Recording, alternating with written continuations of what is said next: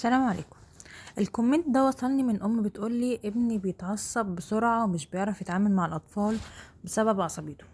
السؤال اللي كل بتسأله بعدها: أشد ولا ألين؟ أحتوي ولا عاقب؟ والحقيقة إن التربية الصح مش بالشدة بس ولا باللين بس، التربية الصح إن انت توازني ما بين الشدة واللين. طب يعني ايه الأول طفل عصبي؟ الطفل العصبي هو الطفل اللي مش قادر ينظم مشاعره ومش عارف يسيطر على غضبه ولا عارف يعبر بالكلام عن نفسه. فالعصبية بتطلع في صورة صريخ، في صورة ضرب، في صورة عناد. والنقطة المهمة جدا ان الطفل مش بيتعصب عشان يعندك وبس، لكن لانه مش قادر يعبر غير بالطريقة دي. طيب دلوقتي خلينا الأول نفهم الطفل اللي بيتعصب. احنا عندنا كذا سبب لعصبية الطفل. مثلا ممكن ضعف تعبير بالكلام، مش عارف يعبر عن اللي جواه بالكلام فبتطلع في صورة عناد. او ضغط وزعيق طول اليوم، انت عمالة تضغطيه وعمالة تزعقي فيه طول اليوم ومش عارف غير ان هو يتضغط، ومش عارف غير ان هو يصرخ ويطلع ضغطه وعصبيته فيكي او في زمايله. وده غلط. ما هو انت عماله تزعقي، طبيعي ان هو هيبقى نفس ردة الفعل منه، هيفضل يزعق، هيفضل يتعصب. اللي انت بتعمليه هو زي الاسفنجة، بيمتصه ويطلعهولك تاني. تالت سبب ممكن يكون روتين غير ثابت. يعني ايه؟ يعني ما عندوش حاجة ثابتة يعملها، ما عندوش واجبات مثلا معينة في اليوم. انت المفروض تخليله روتين يومي معين. انت رايح المدرسة، هتيجي هتغير هدومك، هتدخل تاخد دش بتاعك او تستحمى، هتخرج، هتروق سريرك، هنقعد بعد كده نتغدى، بعد كده هتدخل تذاكر. ولو في كمان نادي ولا حاجة بيبقى ليه وقت في النادي بتاعه، النادي بتاعه لازم يبقى ليه روتين ثابت علشان يبقى عارف ان هو مشغول طول اليوم. لكن انا مش ورايا حاجة، فخلاص انا بقى ايه، هفضل اعاند معاكم وخلاص دماغي مش هتبقى مشغولة بحاجة تانية. طيب خامس او لا رابع سبب: الحساسية الزايدة او فرط الحركة. انا هعمل لكم ان شاء الله فيديو عن الحساسية الزايدة عند الاطفال او الاطفال الحساسة الزيادة عن اللزوم في القناة ان شاء الله، تابعوها. ولو الطفل عنده برضو فرط حركة، عايز يطلع طاقته وعايز يطلع الحركة بتاعته في الحركة اليومية او في البيت، فانتي بتكبتيه طبعا مش عايزاه يلعب، فيبدأ يطلع صورة الحركة اللي جواه على صورة عصبية وعناد وغضب.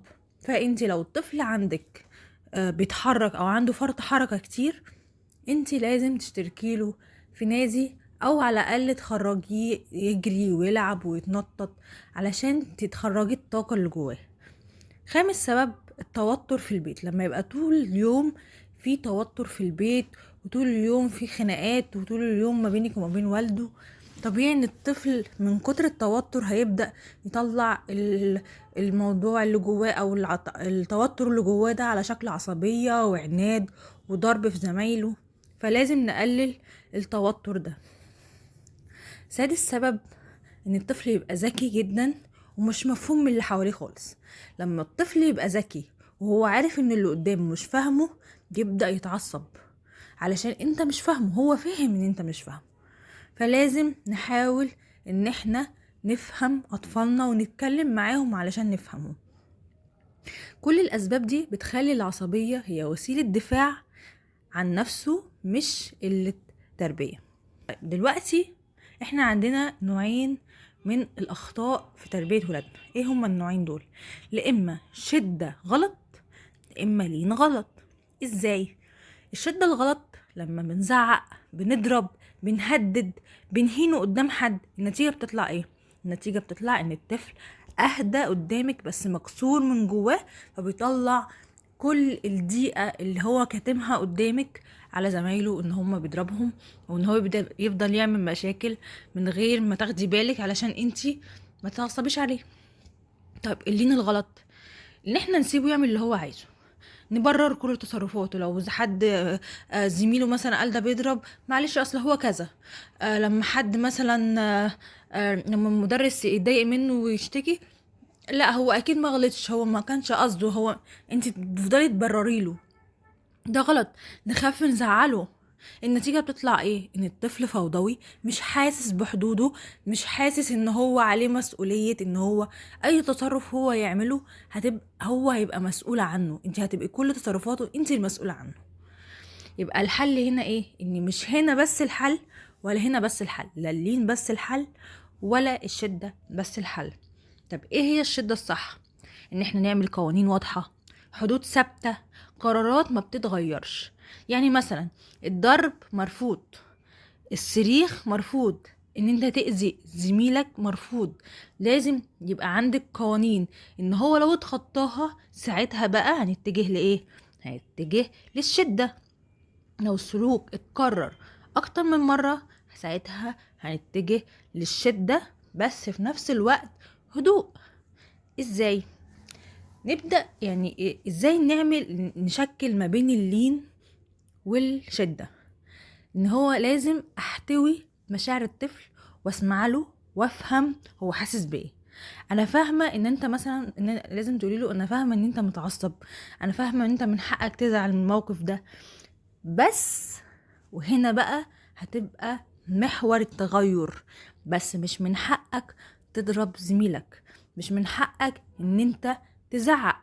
ممكن نطلع الضيقة اللي انت فيها دي والزعل اللي انت فيها دي والعصبية اللي انت فيها دي بطريقة تانية اهدى. يبقى المشاعر مقبولة لكن السلوك نفسه مرفوض. طب ازاي اوازن ما بين الشدة واللين؟ القاعدة الذهبية لينا: لين في المشاعر بس شدة في السلوك. يعني ايه؟ لو هو طلع زعله ومشاعره دي حاجة حلوة، انت هتبقي لينة معاه، لازم تحتوي مشاعره. لكن لو طلعها من ناحية السلوك وان هو ضرب واذى غيره وتعصب وزعق، ساعتها لازم نشد عليه. يعني لازم احتوي احساسه بس ما اسمحش بالغلط، اسمع له بس ما الغيش القوانين، احضنه بس اوقف السلوك الغلط فورا. يعني مثلا طفل ضرب اخوه، اقرب منه بهدوء وامسك ايده واقول له انا شايفه ان انت غضبان، بس الضرب ممنوع، دي انت حذرتي مره، بعد كده هيبقى في شده.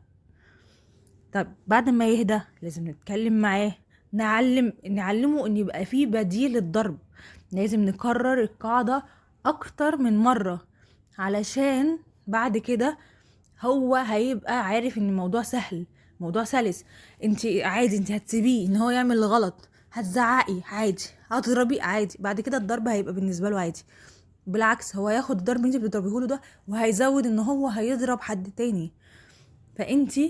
انا دلوقتي هتكلم معاك، انت راجل كبير ولازم نتكلم مع بعض. احنا المفروض عشان احنا كبار ما ينفعش نستعمل ايدينا. انت دلوقتي متضايق ومتعصب، بس احنا لازم نعمل تصرف تاني غير ان احنا نضرب غيرنا، عشان الضرب ده هيوجعه وهيأذيه، وانت ما تنفعش ان انت تأذي اخوك. طيب امتى احتاج متخصص؟ امتى ادخل حد في الموضوع؟